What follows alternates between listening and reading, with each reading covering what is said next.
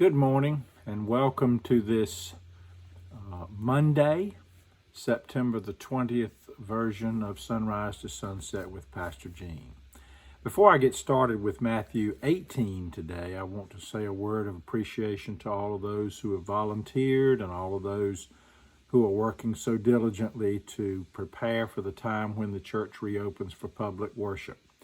We are hoping that by the end of this week or next, we will have some happy announcement for you, but we still have to fine-tune some things to make sure that everything will be safe and healthy for everyone. And again, we will be continuing to ask for cheerful conformity to the new things that are going to be in place, because it is going to be different. And if that's not something anybody can do, then it's probably best to stay home until you feel like you can do it or things change again. We don't want anybody getting COVID-19. So let's dive into Matthew 18 for today. The section we're going to look at today is really the first 14 verses. And the first part of these verses asks the question, has the disciples come into Jesus and wanting to know who is the greatest in heaven. And Jesus comes back with the one who's greatest is one like a child. Now, we can't think of this child statement that Jesus makes in the same terms that we might think of children today. In the first century, children were like servants. Now, I know that might not resonate with folks the way we think and do things today. But the servant mentality, the servant message is what Jesus is trying to get across here. And he says, unless you can become like a child or like a servant, you cannot enter the kingdom of heaven.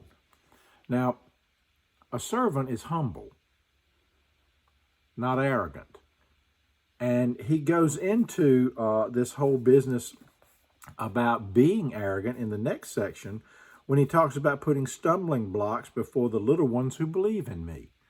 And he says it would be better if a millstone were cast around that person's neck and they were thrown out and drowned in the depth of the sea. And then this next verse is very telling.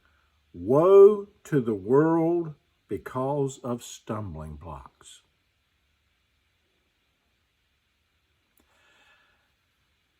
As far as I'm concerned, there is nothing more of a stumbling block in this world than an arrogant person professing faith in Jesus Christ. We are to be humble. We are to be servant. We are not to insist on our own way, but on the way of the Lord. And I think too often we forget that. He shifts in verse 10 to the parable of the lost sheep. And he says, if a shepherd has 100 sheep and one of them is gone astray, does he not leave the 99 on the mountain and go and search for the one that went astray?